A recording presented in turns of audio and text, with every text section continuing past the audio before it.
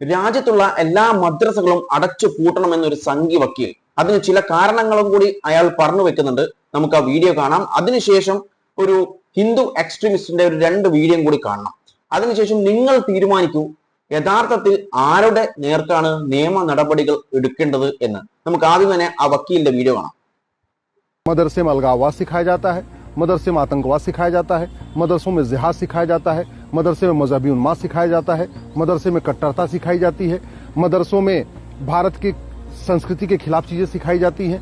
जो मुगलों की कुरीतियां थी वो मदरसों में जस्टिफाई की जाती हैं। जो मुगलों ने यहाँ कुप्रथाएं शुरू किया था मदरसों में उसको जस्टिफाई किया जाता है।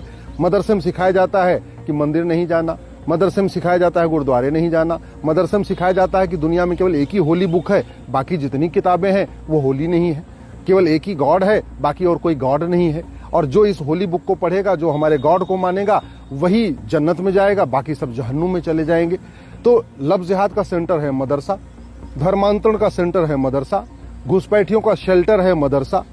हर चीज जिससे भारत को खतरा है, डेमोग्राफिक इम्बैलेंस हो रहा है, वो सबका सब जो सेंटर है वो है मदरसा। इसलिए मैं सरकार से निवेदन कर रहा हूं, अब मदरसों को रिकॉग्नाइज करने से कुछ नहीं होने वाला। याद रखिए, बबूल के पेड़ में कांटे ही पैदा होंगे। बबूल में बहुत ज्यादा खाद पानी देंगे तो इतना हो सकता है कि कांटा थोड़ा छोटा हो जाए, कांटा थोड़ा बड़ा हो जाए। कभी बबूल के पेड़ में आम नहीं पैदा हो सकता। तो इसलिए मदरसों को रोकना बहुत जरूरी है। और भारत का संविधान भी जो आर्टिकल 25-26 में फ्रीडम ऑफ रिलीजन देता है, वो फ्रीडम ऑफ कन्वर्जन नहीं देता। और जो फ्रीडम ऑफ रिलीजन के नाम पे आर्टिकल 26 में कहा गया है कि भाई ठीक है, अपने अपने रिलीजन को, अपने अपने मजहब को प्रमोट करने का अधिकार है, उसमें कुरीतियों को प्रमोट करने का अधिकार नहीं है, कुप्रथाओं को प्रमोट करने का अधिकार नहीं है। तो सरकार को तत्काल मदरसा बंद करने के साथ साथ एक नेशनल यूनिटी और इंटीग्रिटी कमीशन बनाना चाहिए, जिसमें सभी रिलीजन के, सभी मजहब के लोग हों। और एक बार जितनी भी हमारे देश में रिलीजियस किताबें हैं, जितनी भी मजहबी किताबें हैं, उनको रिव्यू किया जाए, जिससे कि उसमें जो चीजें गड़बड़ हैं या जिसकी गलत व्याख्या हो रही है, जिसको लोग पढ़ने के बाद भटक जा रहे हैं, उसको ठीक से बताया जाए कि नहीं, इसका अर्थ ये नहीं, ये है। आखिर क्या कारण है कि भगवत गीता पढ़ने वाले नहीं भटक रहे, रामायण पढ़ने वाले नहीं भटक रहे, गुरु ग्रंथ साहिब पढ़ने वाले भी नहीं भटक रहे, जैन ग्रंथ जो आगम है उसको पढ़ने वाले भी नहीं भटकते हैं, जो बौद्ध ग्रंथ त्रिपिटक है उसको पढ़ने वाले भी नहीं भटकते हैं।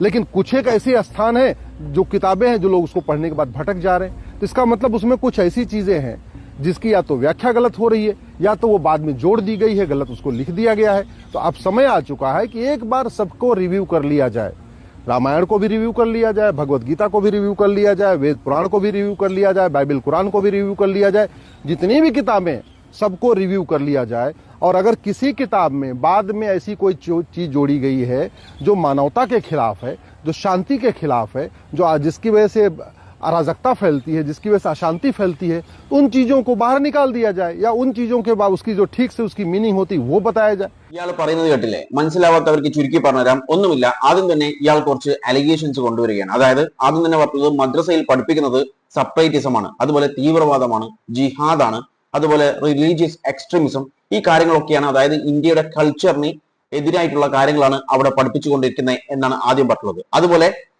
പഴയ, അതായത് മുഗൾ കാലഘട്ടത്തിലുള്ള ചില സോഷ്യൽ എവൽ, അതായത് സാമൂഹിക തിന്മകൾ, അതുപോലെ ഔട്ട്ഡേറ്റഡ് പ്രാക്ടീസസ്, ഇങ്ങനത്തെ ഉള്ള കാര്യങ്ങളൊക്കെ എന്ത് ചെയ്തിട്ടുണ്ട്, മദ്രസയിൽ പഠിപ്പിക്കുന്നുണ്ട് എന്നാണ് പറഞ്ഞത്. ഓർക്കണം, ഇവിടെ യഥാർത്ഥത്തിൽ ഇന്ത്യയിൽ ഏത് പ്രാക്ടീസാണ് ഇപ്പോൾ പുതിയതായിട്ട് കൊണ്ടുവരാൻ ശ്രമിക്കുന്നത്, അതായത് പണ്ട് കാലം ഉണ്ടായിട്ടുള്ളത് അത് നിർത്തിയിട്ട് പുതിയതായിട്ട് കൊണ്ടുവരാൻ ഏതാണ് ശ്രമിച്ചുകൊണ്ടിരിക്കുന്നത് എന്ന് എല്ലാവർക്കും അറിയാം. അതുപോലെ എക്സ്ക്ലൂസിവിറ്റി ആൻഡ് ഡിവിഷൻ, അതായത് മദ്രസയിൽ പഠിപ്പിച്ചു കൊടുക്കുന്ന വേറൊരു കാര്യം എന്ന് പറയുന്നത് കുട്ടികളോടൊന്നും ഈ അമ്പലത്തിലോ അല്ലെങ്കിൽ ഗുരുദ്വാരയിലോ ഒന്നും പോകാൻ പാടില്ല, ഒറ്റ ദൈവമാണുള്ളത്, ഒറ്റ ഹോളി ബുക്കാണുള്ളത്, അതായത് ഖുർആൻ മാത്രമാണുള്ളത്, അങ്ങനെയുള്ള കാര്യങ്ങളൊക്കെയാണ് മദ്രസയിൽ പഠിപ്പിച്ചു കൊടുക്കുന്നത് എന്നാണ് ഇയാൾ പറഞ്ഞിട്ടുള്ളത്. അതുപോലെ തന്നെ ഇല്ലീഗൽ ആക്ടിവിറ്റീസും നടക്കുന്നുണ്ടെന്ന് പറഞ്ഞിട്ടുണ്ട്. അതായത് ഒന്ന് ലവ് ജിഹാദ്, അതുപോലെ നിർബന്ധിത കൺവേർഷൻ, നിർബന്ധിത മതപരിവർത്തനം, അതുപോലെ തന്നെയാണ് ഈ നുഴഞ്ഞു കയറ്റക്കാർക്ക് എന്ത് ചെയ്തിട്ടുണ്ട്, ഷെൽട്ടേഴ്സ്, താമസങ്ങൾ, എന്ത് ചെയ്ത് ഇല്ലീഗലി താമസ സ്ഥലങ്ങൾ, സൗകര്യങ്ങൾ ചെയ്തു കൊടുക്കുന്നുണ്ട് എന്നുള്ള കാര്യങ്ങളൊക്കെയാണ് ഇയാൾ പറഞ്ഞു വെക്കുന്നത്. ഇനി ഇയാൾ ഡിമാൻഡ് ചെയ്തിട്ടുള്ള കാര്യങ്ങൾ, അതായത് ഇയാൾ എന്താണ്, അതായത് മദ്രസ ക്ലോസ് ചെയ്യണമെന്നാണ് പറഞ്ഞത്. അതായത് അയാൾ പറഞ്ഞത് വെറുതെ റെക്കഗ്നൈസ് ചെയ്യുകയും അതിനെ റെഗുലേറ്റ് ചെയ്യുകയും മാത്രം ചെയ്താൽ പോരാ, അത് ക്ലോസ്, പൂട്ടിയിടണം, അടച്ചു പൂട്ടണം എന്നാണ് പറഞ്ഞത്. അതിനിടയ്ക്ക് ഇയാൾ ഭരണഘടനയൊക്കെ പറഞ്ഞിട്ട്, ഇയാൾ എന്തിനാ ഈ ഭരണഘടന പറഞ്ഞെന്നല്ല, കാരണം അതിനുള്ള ക്വാളിറ്റി ഒന്നും ഇയാൾക്കില്ല. ആർട്ടിക്കിൾ 25 26 അതായത് ഇന്ത്യൻ ഭരണഘടനയിലെ ആർട്ടിക്കിൾ 25 26 ചെയ്തിട്ടുണ്ട് ഫ്രീഡം ഓഫ് റിലീജിയൻ, അതുപോലെ right to manage religious affairs എന്നുള്ള ഒരു സാധനം പറഞ്ഞിട്ടുണ്ട്. പക്ഷെ ഇയാൾ പറഞ്ഞിട്ടുള്ളത് അത് റൈറ്റ് തന്നെയാണ്, പക്ഷെ അതേസമയം ഫ്രീഡം ഓഫ് കൺവേർട്ട്, അതായത് ആളുകളെ കൺവേർട്ട് ചെയ്യാനുള്ള ഫ്രീഡം ഒന്നും അതിൽ ഗ്രാൻഡ് ചെയ്തിട്ടില്ല എന്നാണ് പറഞ്ഞത്. അപ്പം അതുപോലെ ഇയാൾ പറഞ്ഞുള്ള മറ്റൊരു കാര്യമാണ് നാഷണൽ യൂണിറ്റി ആൻഡ് ഇന്റഗ്രിറ്റി. അതായത് ഒരു കമ്മീഷൻ തുടങ്ങണം, ഗവൺമെന്റ് എന്ത് ചെയ്യണം, ഒരു കമ്മീഷൻ സെറ്റപ്പ് ചെയ്യണം. ആ കമ്മീഷനിൽ എന്ത് ചെയ്യണം, എല്ലാ റിലീജിയനിലുള്ള മെമ്പേഴ്സ് എന്ത് ചെയ്യണം, ഉണ്ടാവണം എന്നുള്ളൊരു, അത് ഞാൻ യോജിക്കുന്നു, അങ്ങനെ ഒരു കമ്മീഷൻ വേണം. പക്ഷെ അതിനുശേഷം ഇയാൾ പറഞ്ഞിട്ടുള്ള കാര്യം എന്ന് പറയുന്നത് എല്ലാ റിലീജിയസ് ടെക്സ്റ്റ് ബുക്കും എന്ത് ചെയ്യണം, റിവ്യൂ ചെയ്യണം എന്നാണ് പറഞ്ഞത്. അതെല്ലാം, അതായത് രാമായണ, ഭഗവത്ഗീത, വേദ, പുരാണ, ബൈബിൾ, ഖുറാൻ, ഇതൊക്കെ എന്ത് ചെയ്യണം, റിവ്യൂ ചെയ്യണം. എന്നിട്ട് ആവശ്യമില്ലാത്ത കാര്യങ്ങൾ, അതായത് ഹ്യൂമാനിറ്റി, അതായത് മനുഷ്യത്വ രഹിതമായിട്ടുള്ള കാര്യങ്ങളൊക്കെ അതിൽ നിന്നും എടുത്തു കളയണമെന്നാണ് ഇദ്ദേഹം പറഞ്ഞു വെക്കുന്നത്. അത് മാത്രമല്ല അയാൾ പറഞ്ഞ വേറൊരു കാര്യം കൂടെ ഉണ്ട്. ഈ ഗീത, രാമായണം, ഗുരു ഗ്രന്ഥ സാഹിബ് ഇതൊന്നും വായിച്ചിട്ട് ആളുകൾ മിസ്ഗൈഡ് ആയിട്ട്, അതായത് തെറ്റായ രീതിയിലേക്ക് പോകുന്നില്ല. പക്ഷെ മറ്റു ചില ബുക്കുകൾ വായിക്കുമ്പോൾ, അതായത് ചില ഹോളി ബുക്കുകൾ വായിക്കുമ്പോൾ ആളുകൾ തെറ്റായ ദിശയിലേക്ക് പോകുന്നു എന്നാണ് ഇയാൾ ഇവിടെ പറഞ്ഞു വെച്ചിട്ടുള്ളത്. ഞാനൊരു കാര്യം ചോദിച്ചോട്ടെ, ഇന്ത്യയിൽ ഏറ്റവും കൂടുതൽ ഇപ്പോൾ പ്രശ്നങ്ങൾ ഉണ്ടാക്കിക്കൊണ്ടിരിക്കുന്നത് ഏത് മതത്തിൽപ്പെട്ടവരാണ്? പക്ഷേ സത്യം പറഞ്ഞു കഴിഞ്ഞാൽ ഈ ബുക്കൊക്കെ, അതായത് ഈ രാമായണമാവട്ടെ, ഗീതയാവട്ടെ, അല്ലെങ്കിൽ ഭഗവത്ഗീത, ഗുരു ഗ്രന്ഥ സാഹിബ്, ഈ കാര്യങ്ങളൊക്കെ വായിച്ചാൽ ഇവരൊന്നും ഇതുപോലെ ഇപ്പോൾ ചെയ്യുന്ന കാര്യങ്ങളൊന്നും ചെയ്യില്ല. ഇവർ ഇതൊന്നും വായിക്കാത്തതിന്റെ കുഴപ്പമാണ്. കാരണം ഏത് മതവുമാകട്ടെ, ഏത് മതത്തിൽ നിന്നിട്ടും എക്സ്ട്രീമിസ്റ്റ് ലെവലിൽ കളിക്കുന്ന, തീവ്രവാദ ചിന്തയിൽ നിൽക്കുന്ന ആളുകളൊന്നും ഈ പറയുന്ന അവരുടെ, അതായത് ഏത് റിലീജിയനിലാണ്, അത് മുസ്ലിം ആവട്ടെ, ക്രിസ്ത്യൻ ആവട്ടെ, ഹിന്ദു ആവട്ടെ, ആരും ആവട്ടെ, ഇവർ അവരുടെ ഹോളി ബുക്കുകൾ വായിക്കാത്തതിന്റെ പ്രശ്നമാണ് അവർ ഇവിടെ കടന്ന് ഇപ്പോൾ കളിച്ചുകൊണ്ടിരിക്കുന്നത്. അത് ഏത് മതമായിരുന്നാലും ശരി. ഇനി ഇയാൾ ഈ പറഞ്ഞതിനുള്ള മറുപടി, ആദ്യം തന്നെ ഈ മദ്രസ എന്ന് പറയുന്നത് സൗത്ത് ഇന്ത്യയിലുള്ള, അതായത് കേരളത്തിലുള്ള മദ്രസ അല്ല, നോർത്ത് ഇന്ത്യയിലുള്ള മദ്രസ. ഇവിടെ കേരളത്തിലുള്ള മദ്രസ എന്ന് പറയുന്നത് കുട്ടികളെ റിലീജിയസ് ആയിട്ടുള്ള കാര്യങ്ങൾ മാത്രം പഠിപ്പിക്കുന്ന ഒരു കേന്ദ്രമാണ്. എന്നാൽ നോർത്ത് ഇന്ത്യയിലുള്ള മദ്രസ എന്ന് പറയുന്നത് അവിടെ റിലീജിയസ് ആയിട്ടുള്ള കാര്യങ്ങളും പഠിക്കും, അതേസമയം സ്കൂൾ കരിക്കുലം കൂടി അവിടെ ഫോളോ ചെയ്യുന്നുണ്ട്. ഓക്കെ, ആ ഒരു വ്യത്യാസമുണ്ട് രണ്ടും തമ്മിൽ. പിന്നീട് ഇയാൾ പറഞ്ഞതിൽ ഒരുപാട് ഇൻവെസ്റ്റിഗേഷൻസ് എന്ത് ചെയ്തിട്ടുണ്ട്, ഇവിടെ നടന്നിട്ടുണ്ട്. അതായത് മദ്രസയിൽ ടെററിസം ആക്ടിവിറ്റീസ് അല്ലെങ്കിൽ ഇല്ലീഗൽ ആക്ടിവിറ്റീസ് നടക്കുന്നുണ്ടോ എന്നുള്ള കാര്യങ്ങളൊക്കെ ആയിട്ട് പല അന്വേഷണങ്ങളും, അതായത് ഒരുപാട് സെക്യൂരിറ്റി റിവ്യൂസ് ഉണ്ട്, എക്കഡമിക് സ്റ്റഡീസ് ഉണ്ട്, NIA ഇൻവെസ്റ്റിഗേഷൻസ് ഉണ്ടായിട്ടുണ്ടായിരുന്നു. ഈ എക്കഡമിക് സ്റ്റഡീസ് എന്ന് പറയുന്നത് West Point combating terrorism centres അവർ റിസർച്ച് ചെയ്തിട്ടുണ്ടായിരുന്നു. അവർ പറഞ്ഞുള്ളത് യാതൊരു തരത്തിലുള്ള, അതായത് മദ്രസ ഈ ഒരു ഇല്ലീഗൽ ആക്ടിവിറ്റീസ് ചെയ്യുന്നു എന്നുള്ള യാതൊരു തെളിവുകളും കിട്ടിയിട്ടില്ല എന്നാണ് പറഞ്ഞത്. അതുപോലെ നോക്കിക്കഴിഞ്ഞാല് NIA ഇൻവെസ്റ്റിഗേഷൻസ് ഇടയ്ക്കിടയ്ക്ക് അവർ ഇൻവെസ്റ്റിഗേറ്റ് ചെയ്യാറുണ്ട്. പക്ഷെങ്കിൽ ഒന്നും ഇതുവരെയായിട്ട് എന്ത് ചെയ്തിട്ടില്ല, അവർക്ക് കണ്ടെത്താൻ സാധിച്ചിട്ടില്ല. അത് മാത്രമല്ല 10-12 കൊല്ലമായി ഈ പറയുന്ന BJP ഗവൺമെന്റ് ആണ് ഇന്ത്യ ഭരിച്ചുകൊണ്ടിരിക്കുന്നത്. ഇങ്ങനെ എന്തെങ്കിലും ഒരു സാധനം അവർക്ക് കിട്ടിയിട്ടുണ്ടെങ്കിൽ പണ്ടേ അവർ അതൊക്കെ അടച്ചു പൂട്ടിയിട്ടുണ്ടാവും. പക്ഷെ അടച്ചു പൂട്ടാത്തത് എന്തുകൊണ്ടാണ്? അവർക്കൊന്നും കിട്ടിയില്ല. ഈ പറയുന്നത് ഇതേപോലെ ഓരോരുത്തരും വന്നിട്ട് വായ കൊണ്ട് ഇങ്ങനെ പറയുന്നതേ ഉള്ളൂ. അതായത് അവിടെ ഇല്ലീഗൽ ആക്ടിവിറ്റീസ് നടക്കുന്നു, മദ്രസ അങ്ങനെയാണ്, ഇതാണ്, അവിടെ ടെററിസമാണ് നടക്കുന്നത്, അങ്ങനെ ഒക്കെ പറയുന്നതേ ഉള്ളൂ. അല്ലാതെ ഇതിന് ഒരു തെളിവ് പോലും ഒരുത്തനിക്കും കൊണ്ടുവരാൻ സാധിച്ചിട്ടില്ല. കാരണം ഞാൻ പറഞ്ഞ പോലെ ഒരു തെളിവ് കൊണ്ടുവന്നിട്ടുണ്ടെങ്കിൽ പണ്ടേ അതൊക്കെ അടച്ചു പൂട്ടിക്കുമായിരുന്നു. നമ്മുടെ BJP സംഘപരിവാർ ടീം പണ്ടേ അതെല്ലാം പൂട്ടിച്ചിട്ടുണ്ടാവും. എടി ഇയാൾ ഒന്നും ഇല്ലെങ്കിൽ ഒരു വക്കീലല്ലേ? ഈ സംഘികളുടെ കൂട്ടത്തിലേക്ക് പോകുമ്പോൾ എന്തെങ്കിലും നിയമമുണ്ടോ? ഈ ബുദ്ധിയൊക്കെ എവിടെയെങ്കിലും ഊരി പണയം വെച്ചിട്ട് പോകണമെന്ന് എനിക്ക് മനസ്സിലാവുന്നില്ല. കാരണം ഒരു വക്കീലാണ്, അപ്പൊ കോടതിയിൽ പോയി കഴിഞ്ഞാൽ തന്നെ ഇയാൾക്കറിയാം അവിടെ എന്താണ് കൊടുക്കേണ്ടത്, തെളിവുകളാണ് കൊടുക്കേണ്ടത്. തെളിവുകൾ ഇല്ലെങ്കിൽ കാര്യമില്ല. അല്ലാതെ വായ കൊണ്ട് ഇങ്ങനെ എന്തെങ്കിലും വിളിച്ചു പറഞ്ഞിട്ട് ഒരു കാര്യമില്ല അവിടെ. അതുപോലെ തന്നെയാണ് ഇത്. എന്തെങ്കിലും ഒരു തെളിവുണ്ടോ എന്ന് നോക്കിയിട്ടല്ലേ ഇങ്ങനെയുള്ള കാര്യങ്ങളൊക്കെ വന്നിട്ട് പ്രസംഗിക്കാനുള്ളത്. കാരണം NIA അന്വേഷിച്ചിട്ട് ഇതുവരെ ഈ 10-12 കൊല്ലമായിട്ടും അവർക്ക് യാതൊന്നും കിട്ടിയിട്ടില്ല. എന്നിട്ടും ഇയാൾ വന്നിട്ട് ഇങ്ങനെ ഓരോന്നിങ്ങനെ പറയാം. ഇനി നമുക്ക് 1-2 വീഡിയോസ് കാണാം. അതായത് ഹിന്ദുത്വ എക്സ്ട്രീമിസ്റ്റുകൾ കുട്ടികൾക്ക് ഈ വെപ്പൺ ട്രെയിനിങ് കൊടുക്കുന്ന വീഡിയോസ് ആണ്. അതിനുശേഷം നമുക്ക് പരിശോധിക്കാം ഈ വെപ്പൺ ട്രെയിനിങ് ഒക്കെ ഇന്ത്യയിൽ ശരിക്കും ലീഗലാണോ എന്നുള്ളൊരു കാര്യം. ആദ്യത്തെ ഒരു വീഡിയോ കാണാം.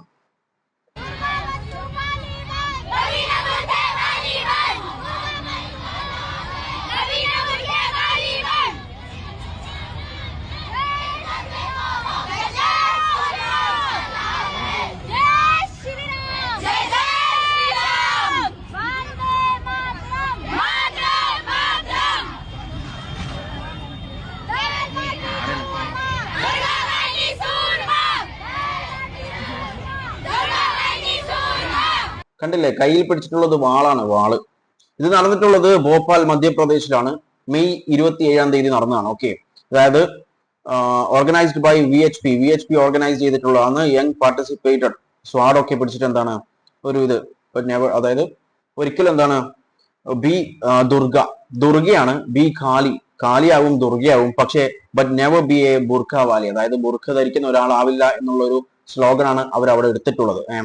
അതുപോലെ മറ്റൊരു വീഡിയോ വന്നിട്ടുണ്ടായിരുന്നു, അതായത് അത് ബുണ്ടിയാൻ ഉത്തർപ്രദേശിൽ നിന്നാണ്. ജൂൺ 1 തീയതി മുതൽ 5 തീയതി വരെ, അതായത് ആ 5 ദിവസം ആ ക്യാമ്പ് നടന്നിട്ടുണ്ട്, 1 തീയതി മുതൽ 5 തീയതി വരെ.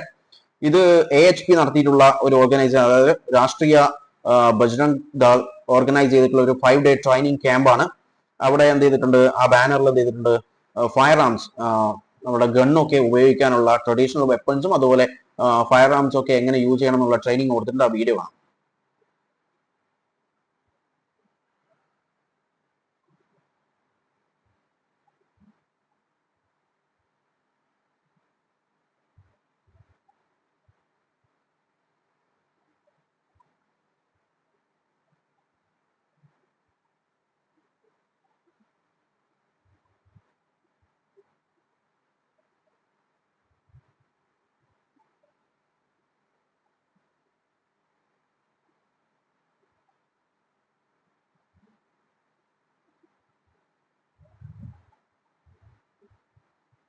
കണ്ടല്ലേ, ഈ തോക്കും അതുപോലെ വാളും ഇതൊക്കെ എടുത്തിട്ടുള്ള ഒരുപാട് വീഡിയോസ് സോഷ്യൽ മീഡിയയിലുണ്ട്. ഇതൊന്നും പുറത്തു വിട്ടിട്ടുള്ളത് മറ്റുള്ള ആളുകളല്ല, ഇവർ തന്നെയാണ് ഈ കാര്യങ്ങളൊക്കെ എന്ത് ചെയ്തിട്ടുള്ളത് പുറത്തു വിട്ടുകൊണ്ടിരിക്കുന്നത്. അതായത് ഈ വീഡിയോ ആയിരുന്നാലും ശരി, എന്തായിരുന്നാലും ശരി. ഇനി നമുക്ക് ഇതിന്റെ ലീഗാലിറ്റി നോക്കാം. ഇതിന്റെ ലീഗാലിറ്റി എന്ന് പറയുന്നത് ഒരു NGO ആവട്ടെ, അല്ലെങ്കിൽ പൊളിറ്റിക്കൽ പാർട്ടി ആവട്ടെ, അല്ലെങ്കിൽ ഒരു ഇൻഡിവിജ്വൽ ആവട്ടെ, ഇവർക്കൊന്നും എന്ത് ചെയ്യാൻ പറ്റില്ല, ഇതുപോലുള്ള ഒരു ട്രെയിനിങ് അതായത് ലീഗലായിട്ട് ഇന്ത്യയിൽ എന്ത് ചെയ്യാൻ പറ്റില്ല, കൊണ്ടുപോകാൻ പറ്റില്ല. ഇന്ത്യൻ പറഞ്ഞിട്ടുള്ളത് ഇന്ത്യൻ ആംസ് ആക്ട് 1959 പറഞ്ഞിട്ടുള്ള ഒരു കാര്യം എന്ന് പറയുന്നത്, ഗവൺമെന്റിന്റെ പെർമിഷൻ ഇല്ലാതെ ഒരു തോക്ക് പോലും, അതായത് തോക്കോ അല്ലെങ്കിൽ സ്വാഡ്, അതായത് മൂർച്ചയുള്ള ബ്ലേഡ്സ്, അതായത് വാള്, അങ്ങനെയുള്ള കാര്യങ്ങളൊന്നും എന്ത് ചെയ്യാൻ പറ്റില്ല, ഗവൺമെന്റിന്റെ പെർമിഷൻ ഇല്ലാതെ, ലൈസൻസ് ഇല്ലാതെ ഉപയോഗിക്കാൻ പറ്റില്ല, പബ്ലിക്കിലോ അല്ലെങ്കിൽ പ്രൈവറ്റിലോ കൊണ്ടു നടക്കാനും പറ്റില്ല എന്നൊരു കാര്യം പറഞ്ഞിട്ട്. അപ്പോഴാണ് ഇവരെന്ത് ചെയ്തിട്ടുള്ളത്, ക്യാമ്പ്, ഒരു ട്രെയിനിങ് ക്യാമ്പ് തന്നെ നടത്തിയിട്ടുള്ളത്. ഇത് ഇന്നും ഇന്നലെയും തുടങ്ങിയിട്ടുള്ളതല്ല. കഴിഞ്ഞ വർഷവും വീഡിയോസ് ഉണ്ടായിരുന്നു, അതിന് മുമ്പത്തെ വർഷവും വീഡിയോസ് ഉണ്ടായിരുന്നു. അപ്പോൾ ഇങ്ങനെ വീഡിയോ പുറത്ത് വന്നുകൊണ്ടിരിക്കുന്നുണ്ട്. പക്ഷേ നമ്മുടെ സർക്കാർ ഇതിൽ ഒന്നും എടുക്കുന്നില്ല. ഞാനൊരു കാര്യം ചോദിച്ചോട്ടെ, ഈ പാകിസ്ഥാനിലുള്ള ISI, അതുപോലെ ലഷ്കർ, അതുപോലെ മറ്റു ടെററിസ്റ്റ് ഓർഗനൈസേഷൻസ്, അവരവിടെ ചില ട്രെയിനിങ്സ് കൊടുക്കാറുണ്ട്, ഈ വെപ്പൺ ട്രെയിനിങ്സ്. അതുപോലെ ഇവിടെ വെപ്പൺ ട്രെയിനിങ്സ് കൊടുക്കുന്നു ഈ ടീം. അപ്പോൾ അവർ തമ്മിൽ എന്താണ് വ്യത്യാസം? ശരിക്കും ഒരു വ്യത്യാസവും ഇല്ല. കാരണം ഇവിടുത്തെ നിയമത്തെ വെല്ലുവിളിച്ചിട്ട്, ഇവിടുത്തെ നിയമത്തെ പുല്ല് വില കൊടുത്തിട്ടാണ് ഇവർ ഈ ക്യാമ്പ്സ് ഒക്കെ നടത്തുന്നത്. കാരണം ഈ ക്യാമ്പ് നടത്തുന്നത്, അതായത് ഇവിടെ എന്ത് ചെയ്യാൻ പറ്റില്ല, NGOക്കോ അല്ലെങ്കിൽ പൊളിറ്റിക്കൽ പാർട്ടിക്കോ അല്ലെങ്കിൽ മറ്റു റിലീജിയസ് പാർട്ടിക്കോ ഒന്നും ചെയ്യാൻ പറ്റില്ല. ലീഗലി കണ്ടക്ട്, അതായത് cannot legally conduct fire arms training in ഇന്ത്യയിൽ എന്ത് ചെയ്യാൻ പറ്റില്ല, ഫയർ ആം ട്രെയിനിങ്സ് നടത്താൻ പറ്റില്ല. പിന്നെ ഏത് നിയമപ്രകാരമാണ് ഇവർ നടത്തുന്നത്? ഇനി എന്തുകൊണ്ടാണ് ഇത് ആളുകളൊന്നും ചോദ്യം ചെയ്യാത്തത്? എന്തുകൊണ്ടാണ്? എനിക്കത് മനസ്സിലായിട്ടില്ല. കാരണം ഇത് ഇല്ലീഗലാണ്. ഈ കാര്യങ്ങളൊക്കെ ഇപ്പോൾ സോഷ്യൽ മീഡിയയിൽ വീഡിയോസ് വന്നുകൊണ്ടിരിക്കുന്നത്. അതായത് 5 ദിവസത്തെ ട്രെയിനിങ് ക്യാമ്പ്സ് ഒക്കെ നടന്നിട്ടുള്ളത്. ഓക്കെ, ഫയർ ആംസിന്റെ ട്രെയിനിങ് നടത്തിയിട്ടുള്ളത് 5 ദിവസമാണ്. ഇതുപോലെ ഒട്ടനവധി വീഡിയോസിന്റെ കാര്യങ്ങളൊക്കെ സോഷ്യൽ മീഡിയയിൽ വന്നുകൊണ്ടിരിക്കുന്നുണ്ട്. പക്ഷേ ഇതിനെതിരെ ആരും സംസാരിക്കുന്നില്ല, ആരും ചോദ്യം ചെയ്യുന്നില്ല. അതായത് ഇല്ലീഗൽ ആയിട്ടുള്ള ഒരു കാര്യം, ആംസ് ആക്ട് 1959 പ്രകാരം ഇല്ലീഗൽ ആയിട്ടുള്ള ഒരു കാര്യമാണ്. അതിപ്പോ പ്രൈവറ്റിലായിരുന്നാലും ശരി, പബ്ലിക്കിലായിരുന്നാലും ശരി, ഈ കാര്യങ്ങളൊന്നും നടത്താൻ പറ്റില്ല.